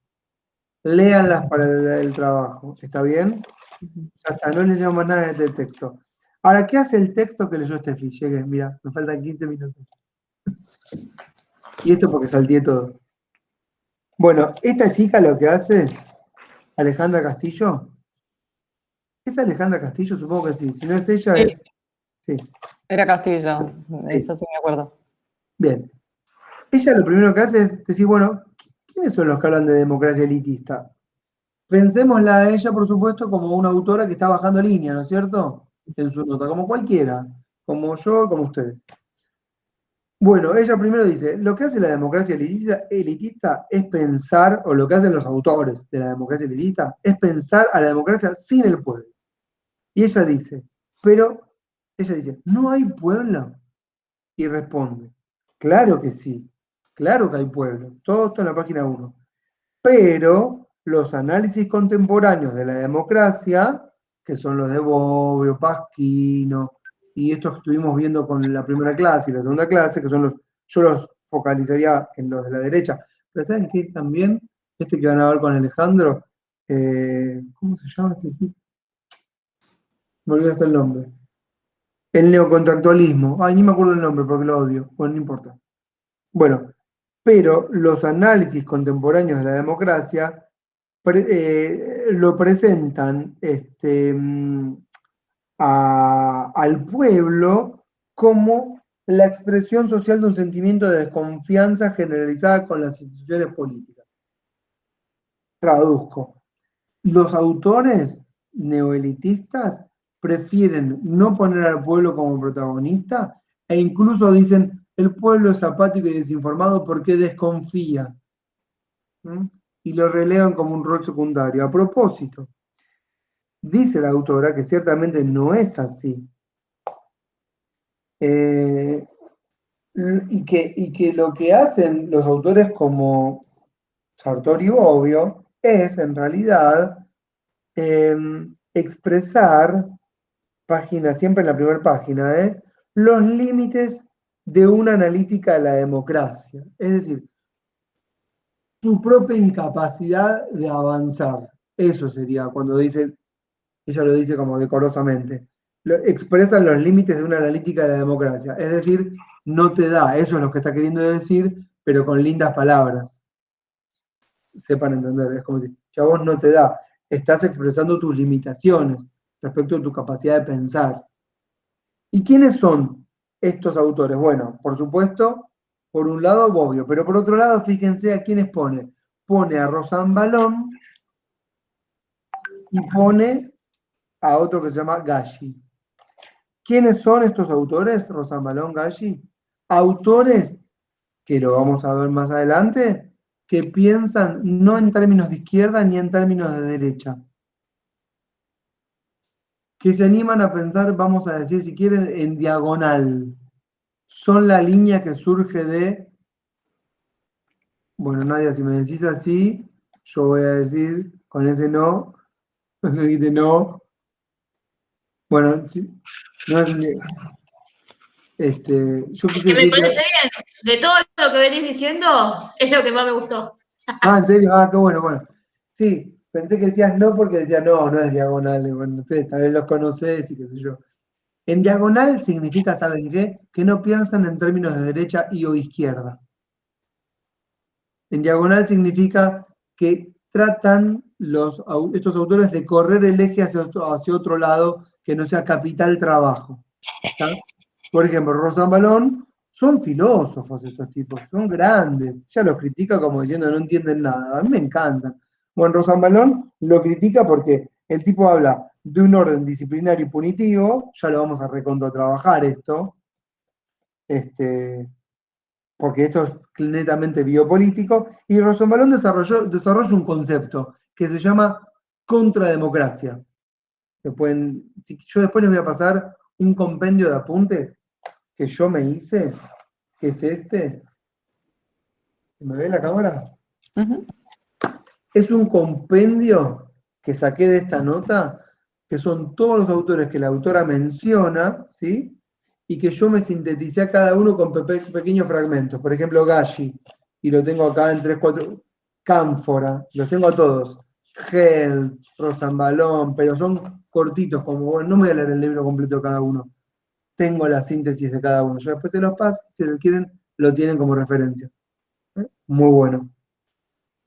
Y bueno, ¿qué piensa Rosambalón? Piensa que en realidad, cuando la gente se frustra, genera como contrademocracias, pero él no lo ve como algo negativo, lo ve, la gente se organiza de alguna manera, ¿para qué? Para que cuando ve que la democracia no le da opciones, se organiza colectivamente para oponerle nuevos valores o nuevas formas de canales de comunicación o de expresión.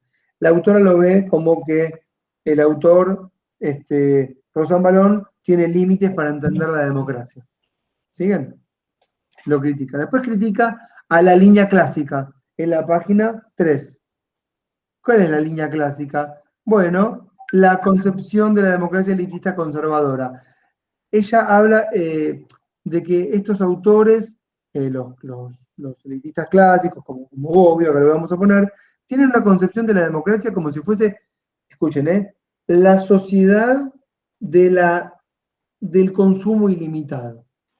Como si la sociedad fuese el lugar del consumo ilimitado, la ilimitación de la sociedad de consumo. ¿Está? En esta concepción, la democracia, entonces, es este ámbito de consumo en donde, escuchen, desaparece la categoría pueblo, a propósito, ¿Por qué? Porque la categoría pueblo siempre es combativa respecto al poder, ¿no? Desaparece esta categoría y empiezan a utilizar eufemismos. Algunos, acá menciono unos, pero yo les voy a mencionar los que yo conozco. Gente. La gente quiere esto, la gente quiere aquello. Vecinos, un clásico vecinos. Voluntarios, pero nunca pueblo, clase, lo popular, porque estamos en sociedades de consumo. ¿Qué hacen a partir de estas teorías? Niegan la política. Esto es lo que está diciendo. Y a ella le molesta. Bueno, asocian democracia y consumo, hablan del individuo democrático como de un individuo consumidor que es indiferente de todo tipo de derechos y mercancías. Y después critica a Gaggi, porque Gaggi también hace un análisis de la democracia, y Gaggi habla del malestar de la democracia. Página 3.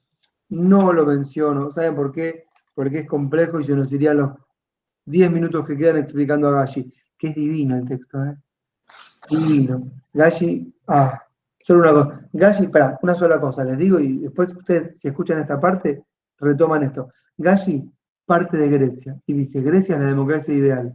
El problema de la democracia actual, lo tiro rápido, es que se separó lo privado de lo público. Entonces, como se separó lo privado de lo público, el hombre se vuelca a lo privado. Entonces, lo público desaparece y entonces aparecen los derechos. ¿Qué son los derechos? Bueno, una forma, de alguna manera, de tratar de volver a lo público como para reparar eso que se perdió. Entonces él plantea la idea de destruir a la democracia del siglo XVIII, la que se fundó, para volver a la democracia directa de Grecia, pero lo plantea en términos filosóficos. Es un texto bellísimo el de Galli, que el autor acá critica.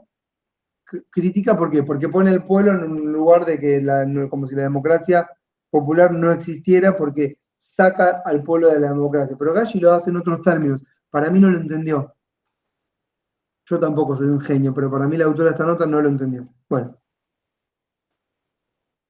Leo en la página 4, a ver si estás conmigo acá, Steffi. Estas posturas tienden, la de Rosambalón, la de Miller, es la del individualismo consumista, o la de Galli, que es la del malestar en la cultura. Estas posturas tienden a describir el problema de la democracia contemporánea desde un punto de vista subjetivo.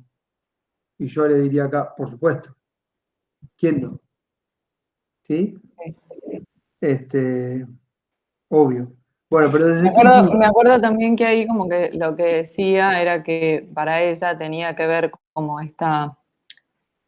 como el hecho de sacar al sujeto o la retirada del sujeto del pueblo, digamos, del concepto de la democracia, tenía que ver con un concepto de democracia que estaba un poco en un lugar como intermedio entre lo que tenía que ver como con el mercado internacional, las inversiones internacionales y la administración de lo nacional, digamos, la administración del capital nacional.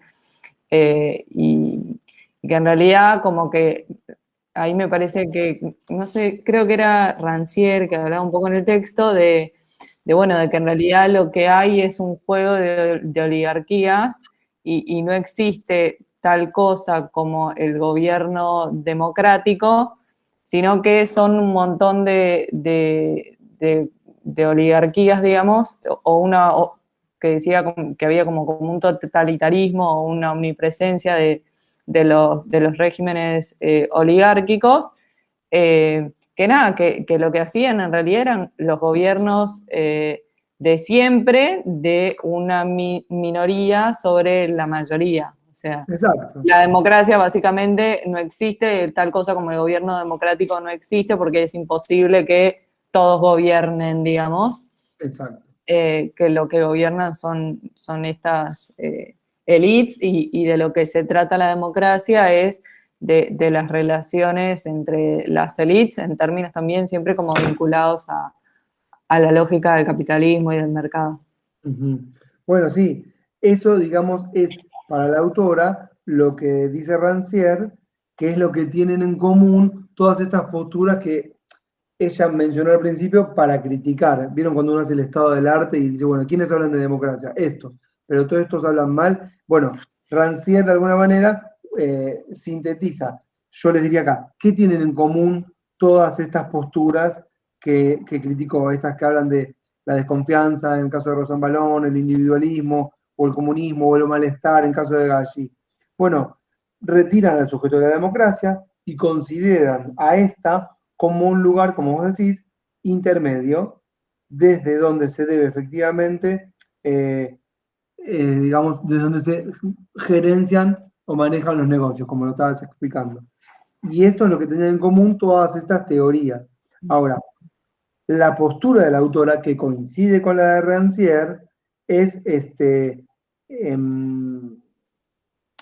todas estas concepciones lo que hacen de alguna manera es legitimar regímenes oligárquicos. Eso es lo que ella coincide con Rancière. Cito, coincidimos con Jacques Rancière, dice que más que hablar de un régimen democrático, las democracias contemporáneas, de las que hablan todos estos autores, encubren la omnipresencia de regímenes oligárquicos. y lo que están haciendo es justificarlos de alguna manera diciendo que esto es democracia. Pero ella dice, esto no es democracia es otra cosa. Ella va a decir que democracia es la democracia directa, por supuesto. No lo termina haciendo porque termina hablando de otra cosa, termina explicando a Schumpeter. Acá abajo de todo en la página 4 aparece un concepto que es heterotópico.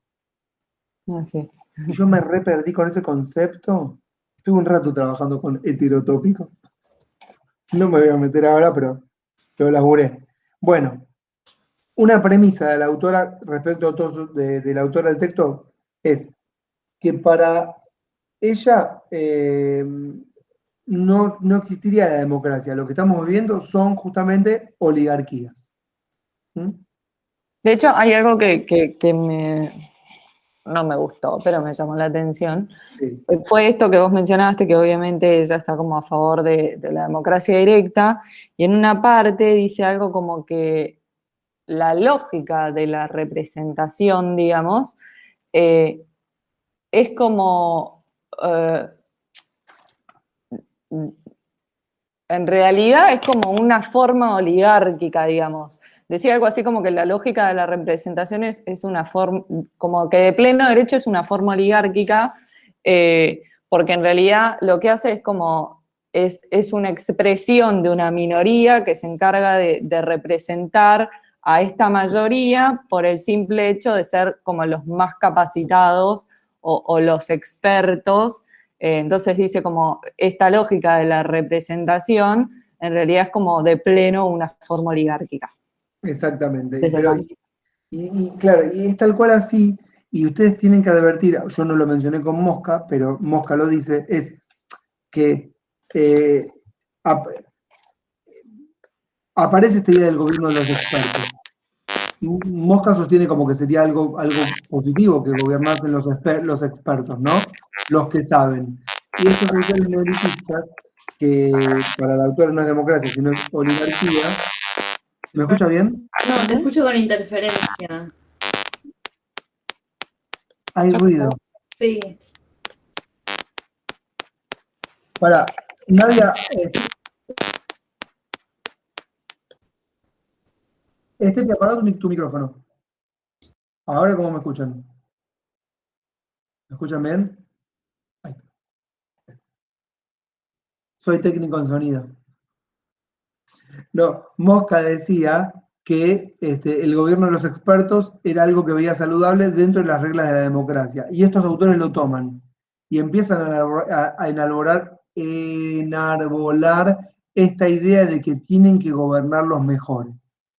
Es decir, una vez que asociamos directamente el mercado como lo natural, ya como queda poco tiempo no lo puedo desarrollar, así que voy a sintetizar en esta premisa. Una vez que logramos imponer desde las élites oligárquicas que el mercado es lo natural y se tiene que autorregular, lo único que nos queda es que gobiernen los expertos. ¿Entienden? Porque la política es para los que saben. Y de esa manera se está como, les diría yo, negando la política en su faz de capacidad transformadora. ¿Para qué? Para convertirse en meros administradores de algo que está dado.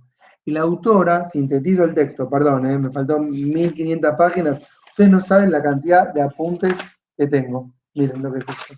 Pero bueno, sintetizo diciendo, ya está, no puedo decir nada, que la autora sostiene que la democracia tiene que ser, digamos, el régimen político que nos brinde la capacidad de transformar, ¿sí?, la distribución de la riqueza y mejorarnos como sociedad, y no que sea un lugar de mera administración de los negocios, que eso es lo que tratan de hacer los autores neolitistas al enarbolar una teoría que siempre con sesgo, digamos, y con bajada de línea, intentan plasmar como la realidad, como si la teoría fuese el único argumento válido que nos permite analizar la democracia, ¿entienden? Bueno, son las 11, las voy a volver locas, no quiero volverlas locas. Vamos a hablar, ahora sí, agarran el texto ese que les mandé de Nathanson, Brasil Sur. Ustedes leen el análisis que él hace, ¿correcto? van a advertir que no hay pueblo, ya se los digo yo. En el análisis no hay pueblo, no aparece. Lo cual no nos tiene que hacer pensar que Nathanson no sea un autor, digamos, neoelitista, sino que tal vez en Brasil lo que está pasando es que la sociedad no está bien organizada de abajo hacia arriba, sino que está organizada de arriba hacia abajo. Hagan lo que quieran con el texto. Yo lo que quiero es que ustedes intenten encontrar en el texto de Nathanson los argumentos de la escuela neoelitista. ¿Entienden? Van a necesitar para esto, es como un mini ensayo que tienen que escribir, ¿está?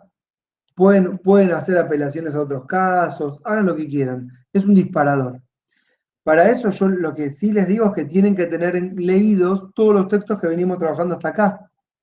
¿Por qué? Porque todos hablaron de lo mismo desde el primero, ¿sí? Los tienen, son los mismos que estuvimos viendo para todas las clases, yo si quieren se los vuelvo a puntear, pero son los mismos. Y ese sería como una primera fase. A partir de acá, yo si quieren ya salteamos Weber, no lo voy a mencionar, salteamos Mitchell, ya no lo voy a mencionar, porque no hay tiempo para ver todo. Y nos falta un montón. Y después, y les digo los textos para la clase que viene, pero no las quiero desconcentrar, hagan este trabajo. ¿Está bien? ¿Cuántas páginas? Perfecto. Las que quieran. Ok. Miren qué fácil. Traten de ustedes de demostrarme que leyeron y que pudieron sacarle el jugo a esta primera parte con lo que estuvimos viendo. Okay. ¿Ya? Y a mí ya esto me sirve para ya ir evaluando. Ya con esto vamos quemando etapas y después pasamos a otra. ¿Está? Perfecto. Bueno, si les Ok. parece que la clase salió bien, ¿cómo se llama? La compartimos.